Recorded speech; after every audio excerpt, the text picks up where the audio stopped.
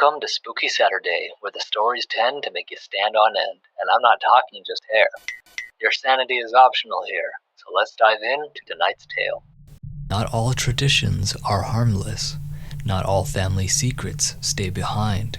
And for one woman, her grandmother's spiritual practice didn't just shape her childhood. It brought something into her life that would leave her breathless, literally. Let's delve into it. Hello, Paranormal Poet. My name is Louie, and this is an experience I will truly never forget.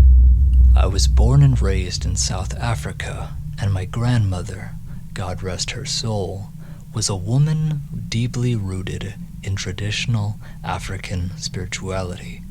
She practiced what some would call voodoo, but it was older than the movies made it seem. It wasn't dolls and curses.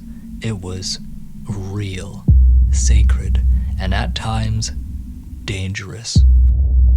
People came to her for blessings, for healings, for things they couldn't explain. But what most didn't know was that she also worked with doors. Spiritual doors. Portals, to be exact. I never fully understood what she was doing, but I know she opened things, and now it seems she cannot close those doors so easily now. And because of that, I was affected. As I got older and distanced myself from the spiritual side, I still carried little signs with me. Strange dreams, flickering lights, chills when no windows were open. I chalked it up to being sensitive, nothing serious. Until 1987. That night, I remember getting ready for bed like usual. It was a quiet evening. No noise outside, just me, winding down. I climbed into bed, turned off the light, and laid down, expecting the usual, a good night's sleep. But as I started to drift off, I felt something strange. Not quite a chill, not quite an itch.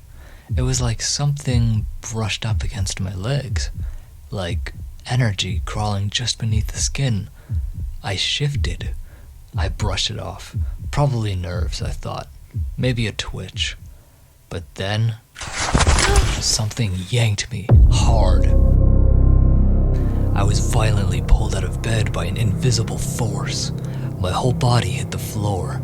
I scrambled to my feet, heart racing, but the room was empty. Dead silent.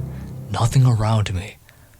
I was so shaken by the experience I forced myself to stay awake, eyes wide, a pulse racing, but eventually, my body gave in. I don't know how long I was out before I felt it again.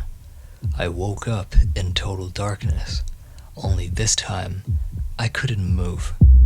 I couldn't breathe either. My lungs weren't working properly. My chest, it was so heavy.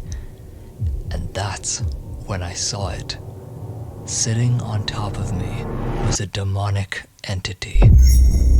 Something dark, human-shaped but wrong. It stared into my eyes. Black sunken eyes stared deep into my soul. Not a blink, not a twitch. Just sitting there, menacingly. I couldn't scream, couldn't move. I was frozen, not just in fear, but physically locked. My hands couldn't rise, my throat couldn't form words. And then, I found it, the will to scream. And the moment that scream left my mouth, it vanished, gone, like it was never there. I sat upright, shaking, drenched in sweat. But I knew what I saw, I knew what I felt, and I knew that thing wasn't just a dream, it was real. A door, perhaps, my grandmother opened and never fully closed.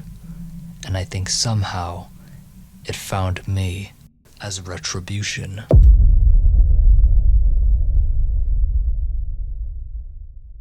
If you enjoyed this true story and wish to see more like it in the future, don't forget to hit subscribe if you are new, click that like button for me, and comment what moment did it for you. If you love true, paranormal, scary stories in audio-only format, you are in the right place, so tune in every Saturday at 9 p.m. PST for new stories every week. Through the static and the silence, a whisper calls your name, a voice that chills your spirit, yet soothes you all the same. In the dark